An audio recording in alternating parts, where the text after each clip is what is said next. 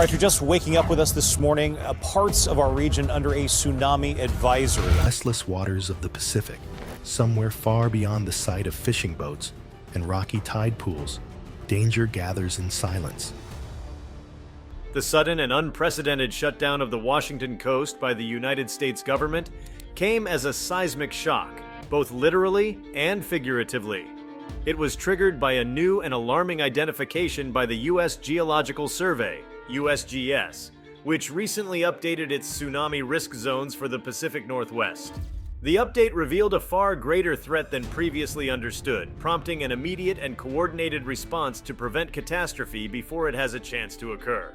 The decision was swift, and within hours, entire stretches of the Washington coastline, from small towns to popular tourist spots, were sealed off to the public. Local officials, residents, and experts alike are now grappling with the implications of this shutdown and what it means for the future of the region. Before we start, hit the like and subscribe buttons for more exclusive news. The USGS has long monitored seismic activity off the Washington coast, which lies along the Cascadia Subduction Zone, one of the most dangerous geological fault lines in North America. It's a region where the Juan de Fuca plate is steadily being forced beneath the North American plate, creating enormous pressure over centuries. When that pressure releases, the result can be a megathrust earthquake, followed by a massive tsunami. The scientific community has warned of this potential for decades, but recent advancements in seafloor mapping, satellite geodesy, and underwater acoustic sensors have drastically enhanced the understanding of the hazard and the timeline. New data suggests that previously low-risk coastal stretches are now considered high-risk tsunami impact zones. These findings force the hand of federal and state authorities to act fast, issuing emergency closures and evacuation orders along critical parts of the Washington coast. Communities like Ocean Shores, Long Beach, Westport, and La Push, which have long stood as idyllic beach towns, now find themselves on the front line of a looming geological threat. Residents awoke to alerts, flashing signs, and roadblocks as access to beaches, marinas, and shoreline trails was abruptly cut off. The Coast Guard moved into high gear, coordinating with local law enforcement and the Federal Emergency Management Agency, FEMA, to enforce the shutdown. Military helicopters hovered above, scanning for unauthorized activity and ensuring compliance. Roads leading into vulnerable zones were barricaded, and all marine activity in the risk areas was halted. While some residents expressed frustration over the disruption, the majority were gripped by a sobering sense of urgency. The mood shifted overnight from laid-back summer vibes to tense vigilance. At the heart of the shutdown was the new tsunami modeling conducted by USGS researchers. These models, based on high-resolution topographic and bathymetric data, simulated a series of worst-case scenarios. The results were deeply unsettling. Areas that were once thought to offer some natural protection, such as inlets, sand dunes, and marshlands, were shown to offer little to no resistance to the sheer force and reach of a tsunami wave generated by a magnitude 9.0 plus earthquake. The models revealed that a tsunami could reach the coastline within 15 to 20 minutes of such a quake, leaving almost no time for traditional warning systems or evacuation plans to take effect. This realization fundamentally changed the strategic posture of emergency preparedness agencies and forced a rapid reassessment of coastal risk protocols. What caught many experts off guard was the scale and specificity of the new risk zones. These weren't broad generalizations, but precise maps showing house-by-house vulnerability. In many coastal towns, entire neighborhoods previously designated as safe zones were now reclassified as high risk, which caused immediate concern for city planners and emergency coordinators. The revelation also highlighted significant infrastructure deficits. Schools, hospitals, and fire stations located within these zones now face relocation or extensive fortification. Public facilities once deemed out of harm's way are now recognized as vulnerable, and emergency escape routes previously outlined in safety plans no longer meet the new response time requirements. The shutdown itself wasn't just a precaution, it was a signal. It underscored a shift in how the federal government is approaching natural disaster mitigation. Rather than waiting for signs of imminent disaster, authorities are choosing to preemptively act based on the latest science. This action-first, data-driven approach could mark the beginning of a broader federal policy trend, one in which climate change, geological shifts, and extreme event modeling become central to policy decisions. The move to shut down the Washington coast wasn't about fear. It was about certainty in the face of new evidence. For residents and businesses in the region, that certainty translates into a new reality, one where day-to-day life must coexist with the very real specter of sudden catastrophe. This sweeping closure has also ignited a wave of concern across other coastal states. If the updated tsunami risk maps are accurate for Washington, what does that mean for neighboring regions like Oregon and Northern California? The USGS has already signaled its intention to extend its studies and updates across the West Coast. Local officials in those states are watching closely, bracing for similar revelations. Meanwhile, scientific teams are deploying more equipment: ocean bottom seismometers, GPS buoys, and autonomous underwater drones to capture real-time data and refine their predictive models even further. For those living near the newly identified zones, the implications are personal and immediate. Families are reconsidering where to live, schools are redrawing their emergency plans, and local governments are wrestling with decisions that could cost billions in infrastructure overhauls. Insurance markets are reacting too, with some firms pausing new policy issuances in certain zip codes until further risk assessments are completed. The economic ripple effect of the shutdown is beginning to manifest, and coastal tourism has already taken a hit. Summer bookings are down, local businesses are facing cancellations, and hotels that once catered to beachgoers are now scrambling to reassure guests about their safety. Even as these communities contend with the sudden closure and the revelations behind it, many are also pushing for increased federal assistance. While the shutdown was ordered by federal authorities, the burden of dealing with its fallout is falling squarely on the shoulders of local governments. Emergency funding, temporary shelters, and rapid infrastructure reviews are all needed, and the race is on to secure those resources before the shutdown turns into a prolonged crisis. Meanwhile, public forums and town halls are overflowing with concerned citizens demanding answers, safety guarantees, and timelines for reopening. Schools and local educational institutions are playing a key role in disseminating information and preparing younger generations for the new reality. Earthquake drills are now paired with tsunami response practices, and teachers are being trained to act as first responders in the event of a sudden evacuation. The cultural mindset along the coast is shifting. Where once the threat of a tsunami was considered distant and improbable, it is now perceived as imminent and non-negotiable. The ecological implications of the shutdown are also becoming apparent. The abrupt cessation of human activity in sensitive coastal areas is yielding unintended environmental insights. Wildlife is reclaiming some shoreline spaces, and scientists are using the rare window of human absence to study the dynamics of coastal ecosystems without anthropogenic interference. However, this ecological opportunity comes amidst a backdrop of human anxiety and infrastructural paralysis, where each day of closure adds to the economic and social toll. Politically, the shutdown is becoming a lightning rod issue. Some critics argue that the decision was overly aggressive and failed to properly consider the socio-economic impact. They call for a more gradual implementation of safety zones and accuse federal agencies of acting without enough community input. On the other hand, supporters of the move applaud the government for finally acting on long-available science and not waiting for a tragedy to prove a point. The tension between caution and commerce is now playing out in legislative hearings, mayoral briefings, and media outlets across the region. The national security implications of such geological vulnerability are also beginning to surface in intelligence and homeland security discussions. A coastal region so densely populated, economically vital, and strategically significant now carries the added burden of natural hazard susceptibility. How emergency agencies plan to coordinate federal and local resources in the event of a real tsunami has become a matter of national planning. The shutdown acts as a trial run for something more serious, a full-scale disaster scenario that agencies hope will never come but now must prepare for as a genuine possibility. Moreover, the sudden nature of the shutdown has exposed gaps in emergency communication infrastructure. While most residents received alerts through phones, sirens, and broadcast systems, others, particularly the elderly non-English speakers and those in remote areas, were left in the dark. This has sparked a renewed push for more inclusive and redundant warning systems, including community-based alert networks, mobile towers with backup power, and multilingual education campaigns. The realignment of priorities across Washington state is already visible. Infrastructure investments are being redirected, land use planning is being reconsidered, and entire development projects have been halted pending geological reviews. Zoning laws are under revision, and coastal building codes are being rewritten to reflect the new tsunami impact models. Residential and commercial properties located within high-risk zones may now require costly retrofits or may be deemed unfit for further development.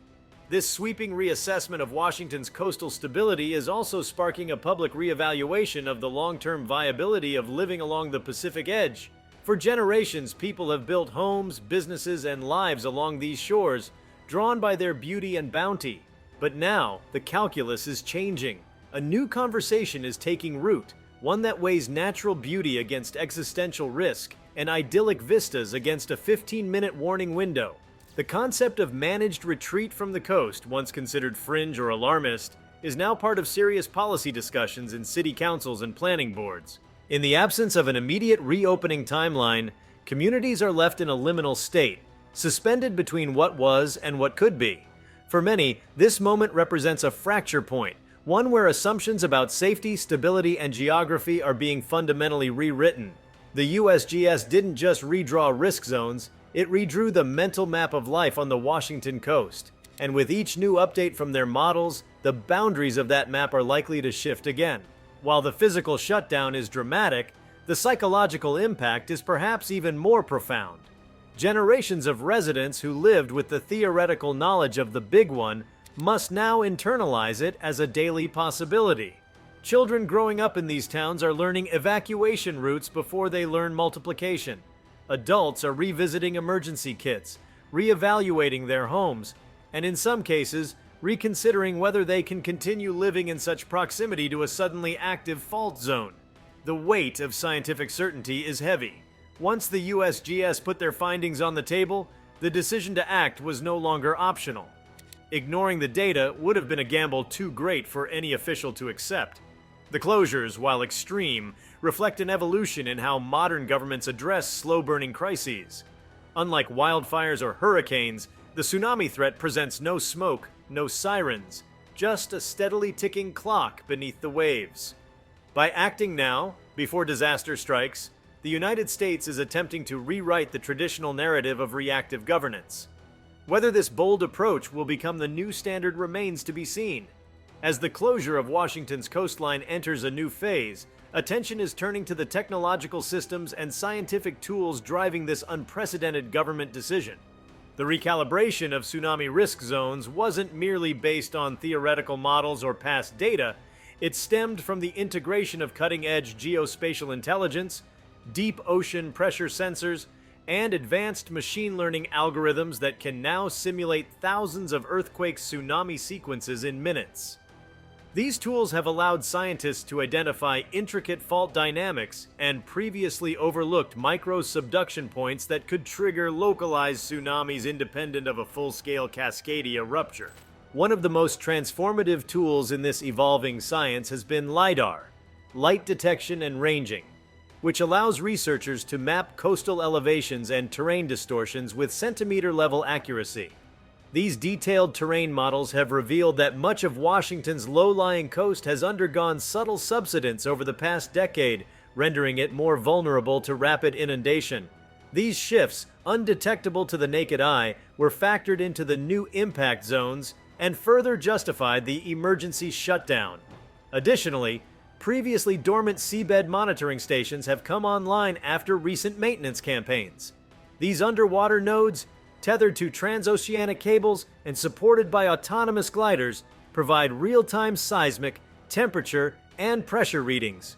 As the data flows in, it's not just showing a greater chance of a single catastrophic rupture, it's indicating that smaller, localized ruptures could generate dangerous tsunami waves focused on specific coves, estuaries, or harbor mouths. This raises the stakes for specific communities, many of which previously assumed their geographical position offered a buffer. With this refined data stream, researchers now believe that tsunami generation mechanisms in the Cascadia Subduction Zone are more varied and unpredictable than previously documented. Some fault segments may rupture asymmetrically, sending wave energy in specific directions that amplify destruction in narrow coastal corridors. This adds a dimension of complexity to emergency planning. It's not just about anticipating a wave, but understanding where energy will concentrate and how topography will shape its impact. The shutdown has also prompted a review of Washington's energy and maritime infrastructure. Several ports and coastal facilities are crucial to the state's economy, serving shipping, fishing, and military operations. A prolonged closure affects supply chains well beyond the immediate region. State authorities are now assessing the resilience of shipping lanes, oil refineries near the shoreline, and ferry terminals that connect critical communities. Engineers are being brought in to evaluate whether breakwaters, seawalls, and elevated docks can be reinforced or need complete redesigns. Inland emergency response agencies are engaging in scenario training that has been dramatically updated based on the new USGS tsunami velocity projections. These simulations now involve vertical evacuation routes to high ground, coordination with the National Guard for helicopter rescues, and multi-agency drills that include civilian volunteer participation. Shelters and relocation sites are being prepped far inland, capable of handling sudden influxes of evacuees in the event of a real tsunami warning. At the same time, there is growing concern about the mental health toll this heightened state of alert is taking on residents, especially in smaller towns where generational ties to the coast run deep. Psychologists and counselors are reporting increased anxiety among children and older residents, many of whom feel displaced even without physically relocating. Schools have begun integrating age-appropriate disaster education into curricula, not only to prepare students, but also to alleviate the fear born of uncertainty and misinformation. In response to the unease, scientific outreach teams are being deployed across affected communities to explain the shutdown and new risk zones through town meetings, mobile exhibits, and interactive digital tools. The goal is to empower the public with accurate information, turning fear into understanding. These outreach efforts are not just educational. They are essential to ensuring community cooperation in a time when government directives must be followed swiftly and without confusion. Another element that has gained attention is the role of climate change in compounding the tsunami threat. While tectonic activity is the primary trigger, rising sea levels due to global warming are increasing the reach of potential tsunami inundation. What once might have been a shallow surge could now penetrate farther inland, affecting areas previously considered out of danger. In some models, sea level rise alone has added up to 1 kilometer of additional inland flooding for worst-case tsunami projections. This intersection of geologic and climate hazards is challenging traditional emergency frameworks, which historically treat such events in isolation. The broader insurance and real estate sectors are now grappling with how to respond to this new data. Flood insurance programs are being reevaluated, and some lenders are temporarily freezing mortgage approvals in the updated risk zones until clearer guidance emerges. Property values in affected areas are seeing volatility, with some homeowners experiencing immediate devaluation due to their property's reclassification. Others are trying to sell before stricter building codes or federal buyout programs reshape the market permanently.